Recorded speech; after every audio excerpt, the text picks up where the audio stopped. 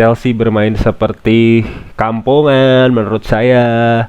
Cucurella sama Caicedo itu mainnya udah kayak Liga 4, itu udah bukan Liga 2, Liga 1, 3 lagi itu di Tarkam mainnya kampungan. Dia di bangsat Martinelli masih main dia sepanjang pertandingan, bahkan Cole Palmer seperti tidak berguna, bro.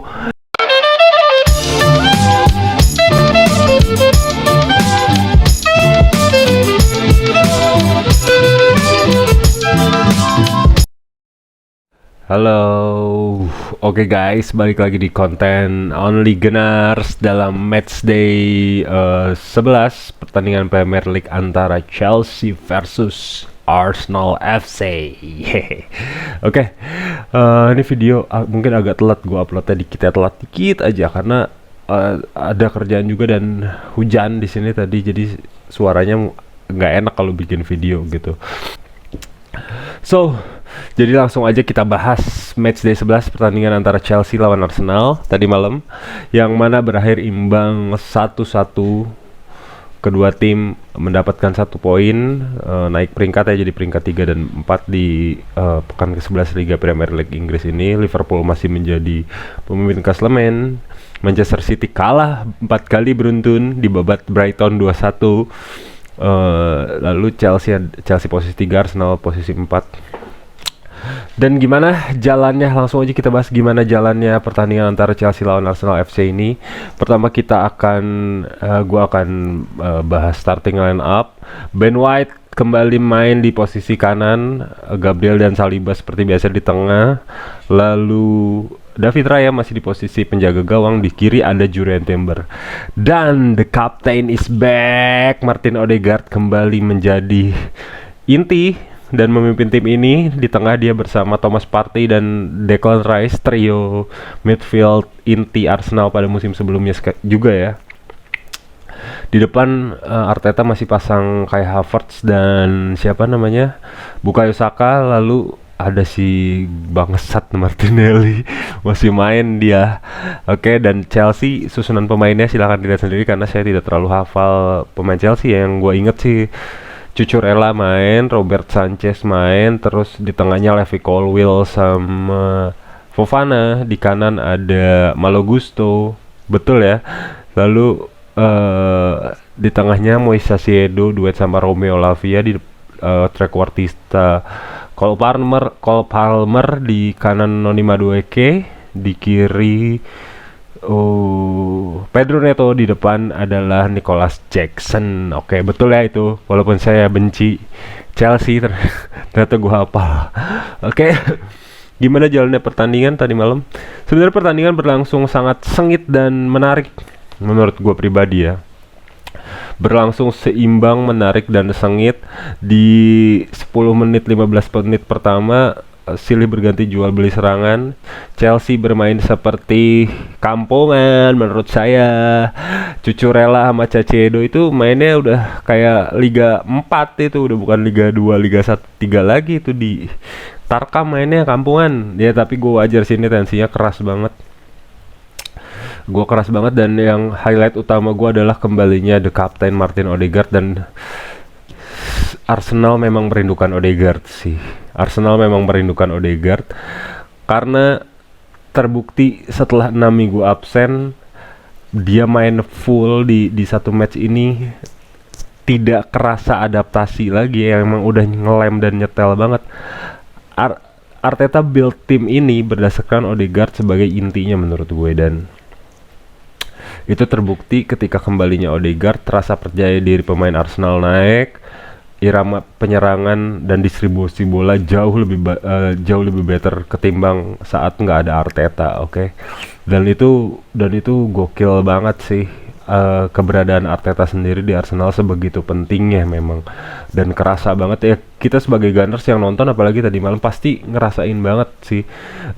Silih berganti jual beli serangannya, Arsenal masih pakai taktik Arteta seperti biasanya, ball possession, controlling dari belakang untuk eksploitasi si sayap lewat Saka sama Martinelli.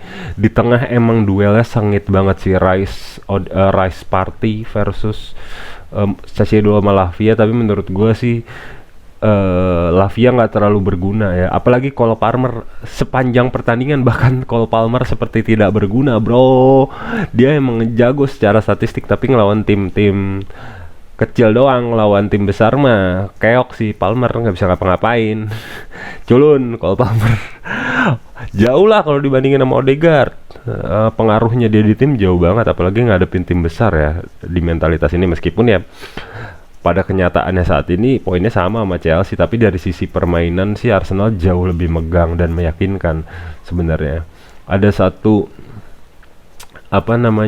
kejadian Kai Havertz gol di babak pertama, tapi sayangnya dianulir wasit, dianulir oleh VAR karena Havertz berada di posisi offside. Itu lewat trik free kick cepat ya, quick free kick, yang bikin kaget pemain Chelsea. Dari Declan dioper ke Kai Havertz, digocek golin ke Robert Sanchez, tapi ternyata dianulir. Padahal Havertz sudah gitu, udah mendiamkan Stamford Bridge. Gue memang pengen si Havertz yang ngegolin biar gedek tuh fans Chelsea ya kan, tapi ternyata dianulir wasit, saudara-saudara. Lalu setelah 20 menit pertama itu Arsenal hampir bisa dibilang menguasai jalannya pertandingan ya. Chelsea ada serangan berbahaya, tapi mostly lewat counter attack gitu. Arsenal jauh lebih menguasai bola secara positioning. Lalu ada satu peluang emas di mana Bukayo Saka dribbling penetrasi ke sayap, dia shooting, kemudian bolanya mental, ditahan oleh Robert Sanchez, ditepis Robert Sanchez, kemudian kena bola mentalannya itu ke kaki Martinelli. Sama si Martinelli, dia tendangan membelah meteor ke angkasa raya bos. Dan itu gua capek sebenarnya sama si Martinelli. Nantilah kita bahas ya. Gua bahkan sebenarnya udah nggak mau bahas Martinelli sih. Kalian udah tahu yang mungkin nonton, teman-teman yang nonton video-video gue sebelumnya, kritik gue ke Martinelli masih sama sebenarnya. Kayak dia tuh nggak pernah bisa memanfaatkan peluang di saat krusial gitu loh.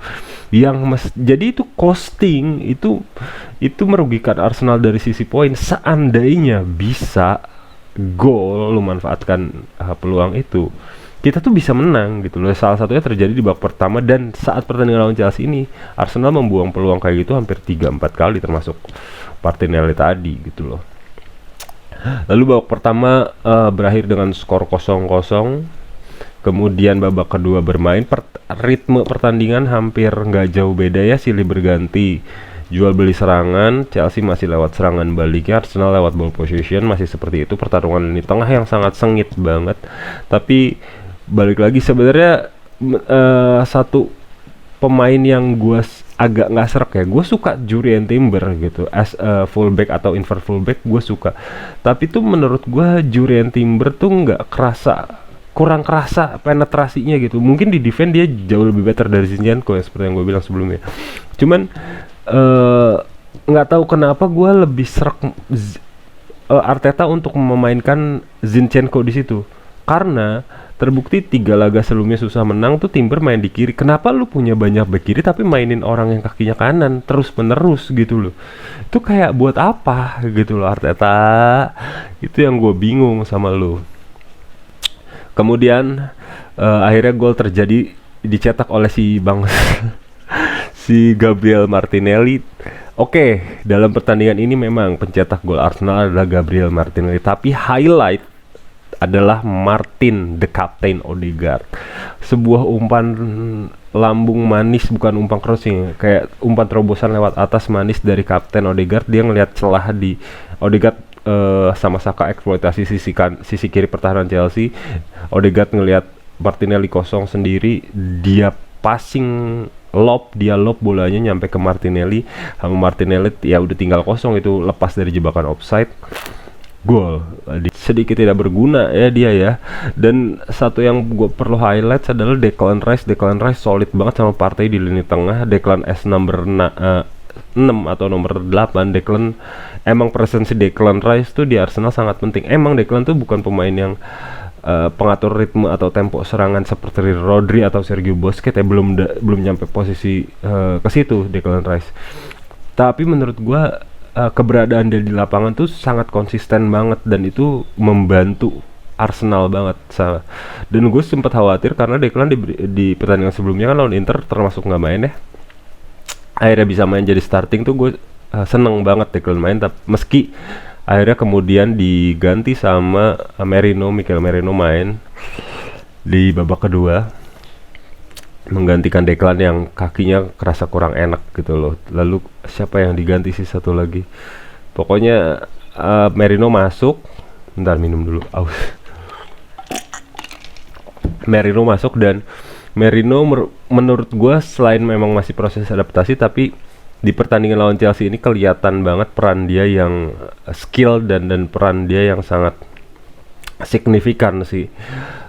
Controlling bolanya Merino tuh sebagai central midfielder tuh enak banget dilihat, dan Merino jauh lebih bisa diktat tempo dibanding Rice atau Thomas Partey sebenarnya. Dia lebih luas dalam ngegocek segala macam. Jadi dan penetrasi ke depannya jauh lebih oke. Mirip Granit Xhaka di musim terakhir di Arsenal deh Merino nih, meskipun adaptasinya masih perlu terus dilakukan ya.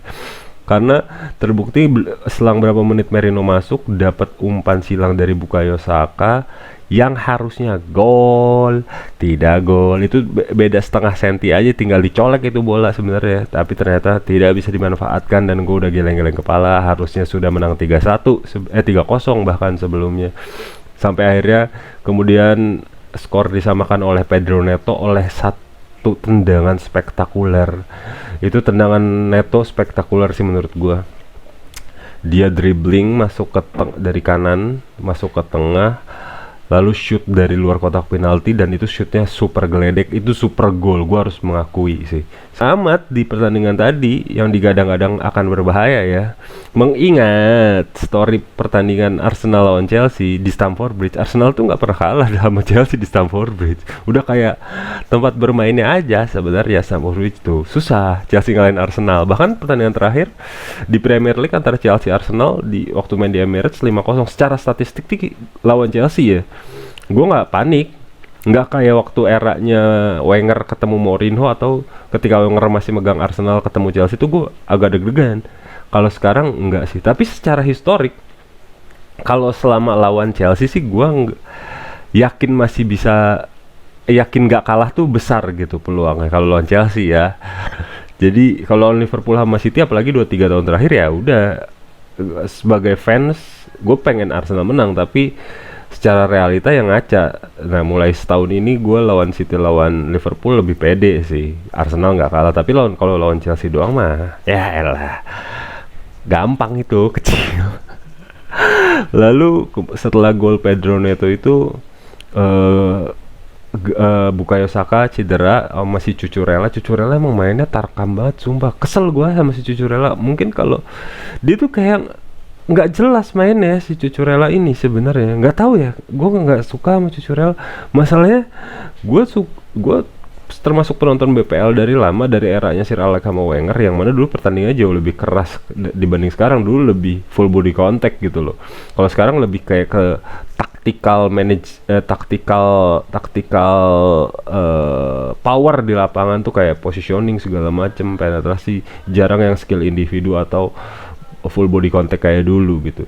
Nah si Cucurella ini gue nggak sebel sama orang yang mainnya full body contact kayak Cucurella, cuman lu tuh nyederain bos mainnya, itu yang bangsat. Dan si Saka akhirnya cedera kan, diganti sama Gabjes. Tadi gue lupa yang masuk bareng Merino adalah Trossard gantiin Martinelli.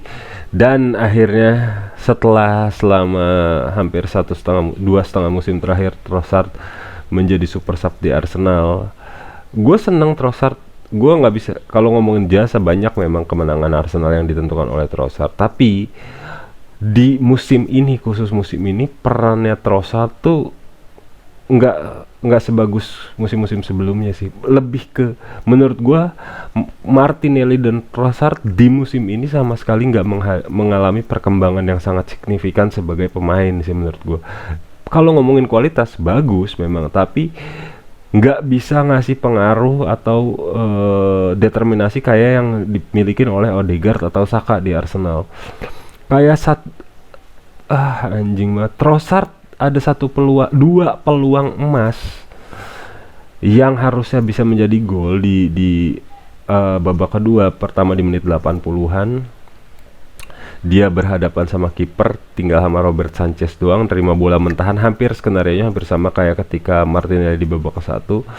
Tidak gol. Yang kedua adalah dia nerima umpan dari Saliba di tengah, itu tidak gol juga, tidak kena malah. Jadi ngagokin Havertz, yang harusnya sebenarnya Havertz bisa tinggal nyontek lalu membuat kemenangan di menit 90+6, tapi gagal karena Trossard bangsat.